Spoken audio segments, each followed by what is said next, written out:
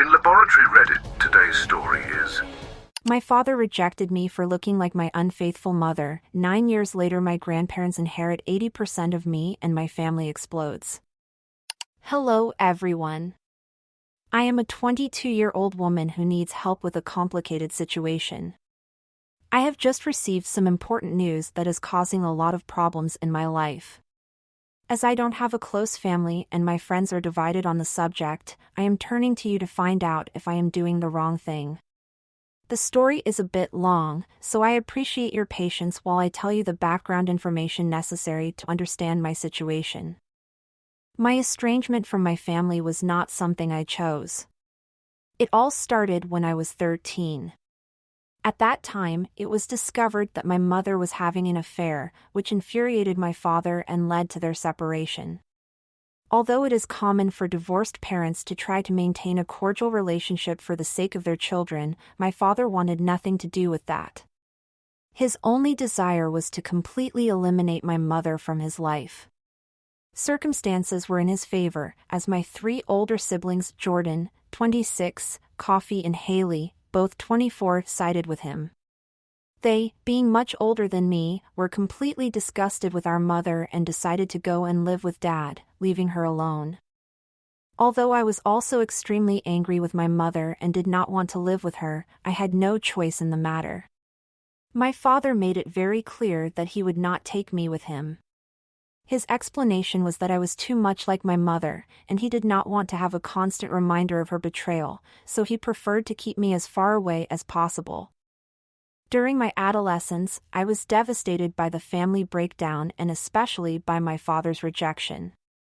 Although I didn't want to live with my mother, my father flatly refused to listen to me. In the end, I had no choice but to stay with her. I tried my best. I cried and begged my father not to abandon me, but he never cared. He blocked any attempt at communication with me and refused to see me. My siblings followed his example and also turned their backs on me. They blamed me for living with Mom, although they never offered me a viable alternative. I tried to keep in touch with them, but they blocked me everywhere and asked me to stay out of their lives. Over time, I had to accept the situation. I even stopped attending family gatherings because neither my father nor my siblings wanted me there. My mother's side of the family also cut ties with us. Only my paternal grandparents maintained regular contact and helped us when they could. My father never paid child support, and my mother received nothing in the divorce because she accepted everything that Dad's lawyer proposed. She was so affected by the separation that she didn't want to cause any more problems, so she didn't confront him. She refused to speak ill of him or demand child support from him. As she had been a housewife all her life, her employment options were very limited. She worked as a waitress and nanny for 4 years until she had to leave one of the jobs. The situation worsened when, 4 years later, my father remarried. My mother couldn't get over it and started using drugs, sinking deeper and deeper into addiction. Our financial situation was terrible. We were living in poverty on a minimal income. My grandparents helped as much as they could, but they had their own health problems and couldn't take care of all our needs. I don't want to go on too long about my story because I'm not looking for pity, just advice. My mother died of an overdose when I was 19. I lived with her and tried to help her overcome her addiction, but it was impossible. I started working when I was 14 to help with expenses, which affected my studies in the last year of secondary school. Although I managed to graduate, university was not a viable option.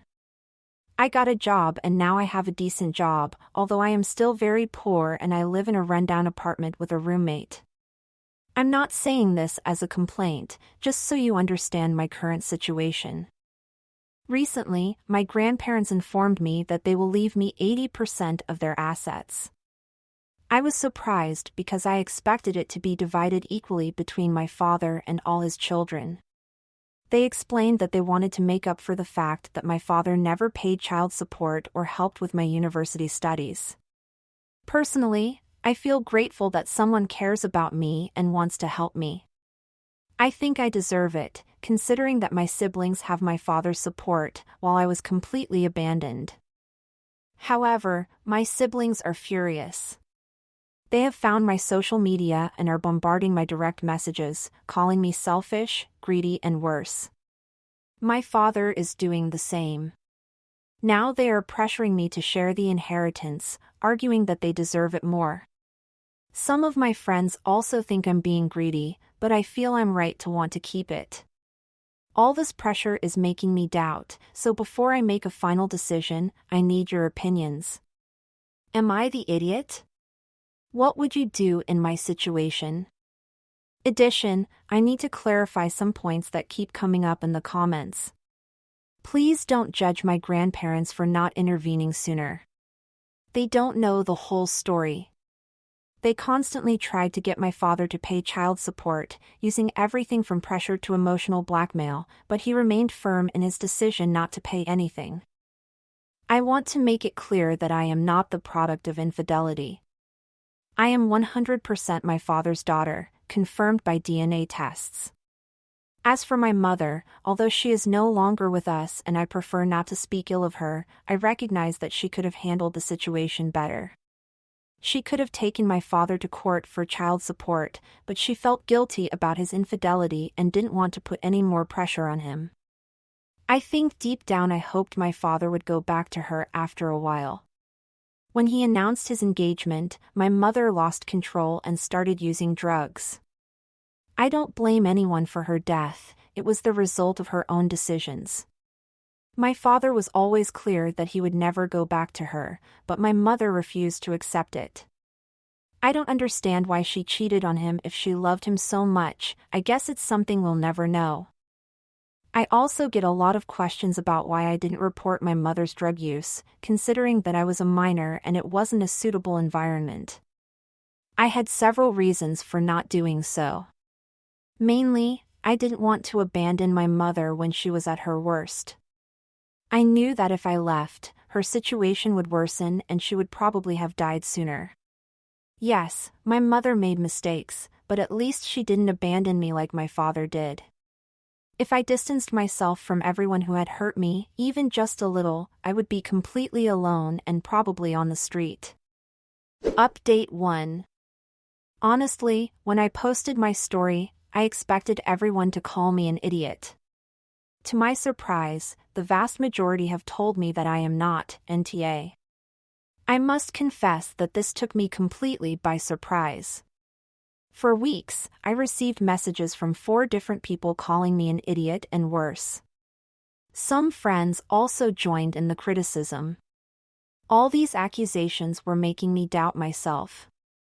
Thank goodness I decided to ask here, because I was about to give in to the pressure. I was deeply touched by all your kind comments and good wishes. I wish I could receive all those hugs you offered me. I haven't had a meaningful hug in years, except from my grandparents. Your comments made me cry last night, but with happiness. You are right to note that my resistance to sharing the inheritance comes in part from my feelings of abandonment. I have serious problems with my past. I tried to keep a lighthearted tone in my first post, but the truth is that I am not as strong as I appear. My father was my hero and he had a very close relationship with my mother. She was also very close to my siblings, with me being the youngest. I don't understand why they became so hostile towards me. Yes, I stayed with Mom, but what other choice did I have? I don't know what they expected from me, that I would give myself over to the child care system?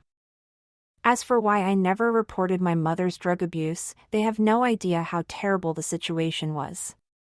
She would pass out at random times and work under the influence of drugs. I don't think her bosses fired her out of pity. When they found my mother unconscious in the parking lot, the manager would call me at the restaurant and give me free food. They considered reporting her to social services, but I explained why I didn't want that and that I had no one else to look after me. My grandparents wouldn't have been able to take care of me because of their health problems. I doubt that other relatives would have helped, they were all afraid of confronting my father. My mother's family abandoned us both as soon as the divorce was final.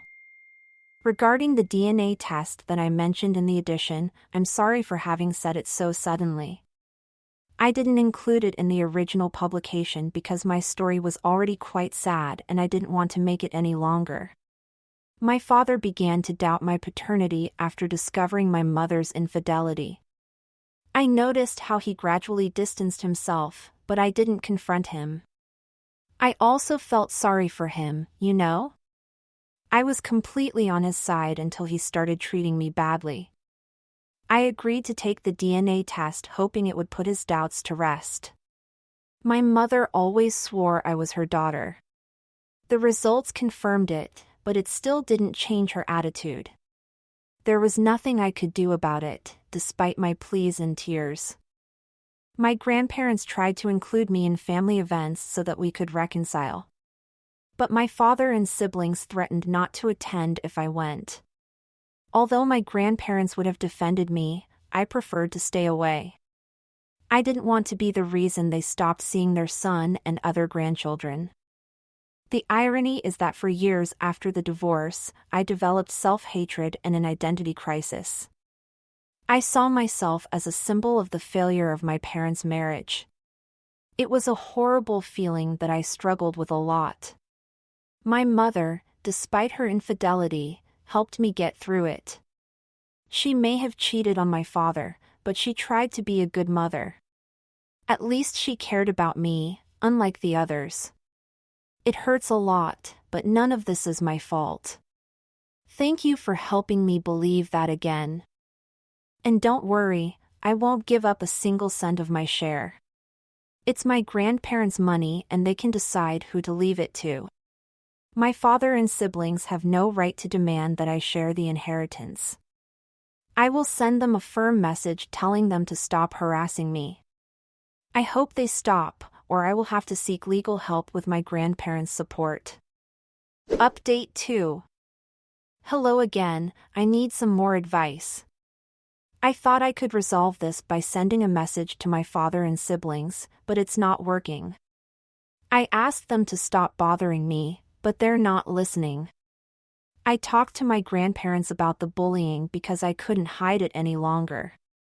I think they suspected something because they called me to ask if they were bothering me.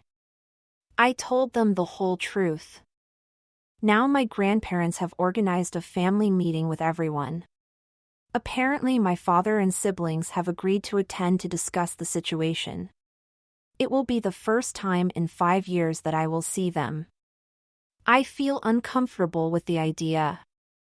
I spoke to my grandparents but they insist it is necessary. I don't know what to do. My father's new wife will also be coming. It will be the first time I have met her and I don't even know what to say to her or if I will have a chance to talk to her. Just thinking about the accusations and insults makes me anxious. My grandparents promised to intervene if things get complicated, but I still can't bring myself to go. Following their advice, I scheduled a therapy session. It's very expensive, but fortunately my insurance covers it. I don't know why I didn't consider it before. I guess I was too busy dealing with life to think about my emotional well-being. I also cut ties with the friends who criticized me over the inheritance issue. I understand that they have good relationships with their families and wouldn't understand my decision. But my situation is different and they should have considered that. Instead of trying to understand and empathize, they criticized me for being selfish. They are right, I don't need friends like that. I have blocked them everywhere. For now, I am undecided about attending this family reunion that my grandparents keep mentioning. Sometimes I see things from only one perspective, so maybe their opinions will help me make up my mind. Update 3. Most advised me to attend the family meeting for various reasons. I considered all their perspectives before deciding to go, and I'm glad I did. This update may be long, but I'll try to be precise. Although nothing has been completely resolved, many truths have come to light. I'm beginning to understand why my grandparents insisted so much on this meeting. It took me a whole week to agree to meet up with Dad and his family. I had had my first emergency therapy session and felt a little calmer. I am now taking medication for anxiety, which definitely helps. Seeing my family together after so many years was surreal. I know I should stop calling them family, but I can't help it. I expected hostility, but it still hurt to see it. The arguments started with my father and brothers accusing our grandparents of being unfair. I remained silent because no one was talking to me. It was really uncomfortable. I noticed that my father's wife was looking at me sympathetically, but she didn't speak to me either. My father avoided eye contact and continued arguing with my grandparents. I was about to leave, thinking it had been a bad idea, when everything changed. It happened when my grandparents mentioned that my father never paid child support and that he deserved some compensation. My siblings seemed surprised and said that Dad had been paying a considerable amount in child support. I told them that was not true. Mom never asked for child support and let Dad keep everything. You know about the alimony. It turns out that my siblings were told that Mom continued to demand money from Dad after the divorce. When my grandparents corrected this, my siblings said that I shouldn't expect anything since I wasn't Dad's daughter. My grandparents asked what they meant, and they replied that I wasn't Dad's biological daughter. Then my grandparents dropped the second bombshell. My grandfather told them about the DNA test and how they knew I was really Dad's daughter. My siblings looked as surprised as I did. Dad panicked while his wife asked him if it was all true. To sum up, we discovered that Dad had lied to my siblings and his wife, telling them that I was the product of an affair. He lied about the DNA test and told them that I had sided with Mom to pressure him to get back with her. He also told them that Mom and I were pressuring him for money, and that's why he wanted to stay away.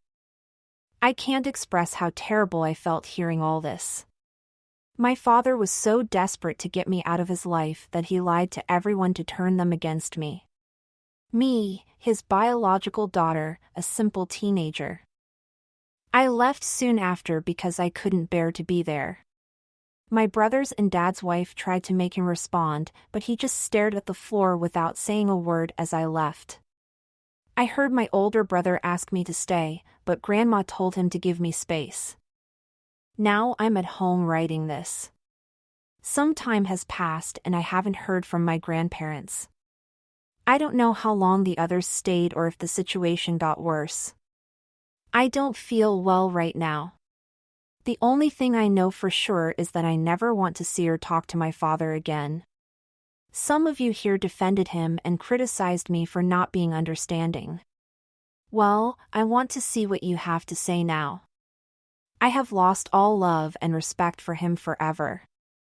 It's the first time I'm glad I'm not in touch with that cruel man. I'm still processing all this before my next therapy session. I just wanted to vent here with you.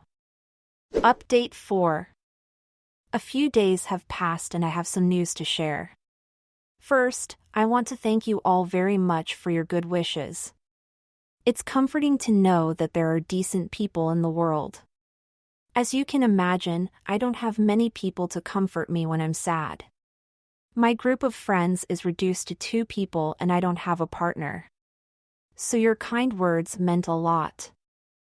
After my last update, I found it really hard to deal with everything and I thought I was going to lose my mind. I didn't mention it before, but I was a mess when it came to crying. In fact, I still cry quite a lot. The pain is too intense. I'm angry but also hurt. At least something good has come out of all this. A few days ago, all my siblings got in touch with me. They got my number from my grandparents and sent me messages. This time they were long messages sincerely apologizing for having believed my father's lies. They told me that I totally deserved the money and that they would never ask me for any of it. They just want to get back to a relationship with me. They want to come back into my life and start over if necessary. I had mixed feelings when I received those messages. I understand that my father manipulated them, but it hurts me that they never tried to verify my side of the story. None of them thought to listen to me. I am still angry and hurt by their behavior over the years. But I also can't deny that I want to be close to them. We had a very good relationship and I was spoiled because I was the youngest. I miss that connection. I know it's too soon, so I need time. I told them I wanted space to forgive and get over everything. They all responded positively and said they would wait as long as necessary. I also spoke to my grandparents. They suspected that my brother's and dad's wife had been told lies about me. That's why they insisted on the meeting, so that dad couldn't keep hiding the truth. We didn't talk about it much, but they told me that he's having problems in his marriage now. That's all I know. Update 5. I decided to write again because they keep sending me direct messages. I apologize for leaving you without news for so long. I've been busy with all this and, honestly, I forgot a bit about updating. By the way, if any of you live in Nashville and are looking for a sales job, you can send me a direct message. You helped me so much that I'd like to be able to return the favor in some way. I know you want to know what's happened to my family. I'll tell you all the details. I'm now in touch with my brothers and sister, although it's not like we've suddenly gone back to having the relationship we had before. It's a slow process, and that's how I feel comfortable for now. We see each other once a week and I've met their partners. None of them are married yet, by the way. We also made the decision to start family therapy to rebuild our relationship. We realized that we wouldn't be able to fix things on our own. A little help never hurts, right? We already had our first session and we all feel good about it. I feel positive about the future of our relationship, although I know it won't be exactly like before. Last week, the 4 of us went together to visit Mum's grave. As we never attended the funeral, we felt it was something necessary we had to do. It was a bittersweet experience. I don't want to say more about it. I just hope Mum is happy to see that her children are together again and trying to make peace. As for my father, karma has caught up with him hard. I don't think anyone has any sympathy for him at this point. All my siblings have cut off contact with him, as have my grandparents. His wife has filed for divorce because she says she didn't know she had married such a monster. My siblings told me that she is really a good person and that she was horrified to learn what my father had done to me.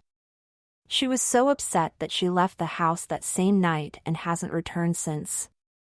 She has already filed for divorce and is determined to go through with it. At first, my father was furious and blamed everyone for his misfortunes, but now he is desperately trying to make peace with everyone because he doesn't want to be alone. He also tried to contact me using a different phone number, but I blocked him after the first message. He is now going through a difficult time as he sees how he is losing everyone in his life. This man, who hates loneliness and that is why he manipulated my siblings to get them on his side, is getting exactly what he didn't want. I feel no pity for him. He's dead to me. He lied about my paternity and tried to make me out to be the result of an affair. Well, congratulations to him because I no longer consider myself his daughter. I have my grandparents and now my siblings too, and that's what matters. Surprisingly, my life has improved thanks to all this mess. Yes, I had to go through some drama, but I'm working on getting through it. Now I'm confident that I can get my life back on track and maybe even go to college if it's possible. This will be my last update. Again, thank you all for helping me and for sending me so many direct messages with kind words. They have meant a lot to me.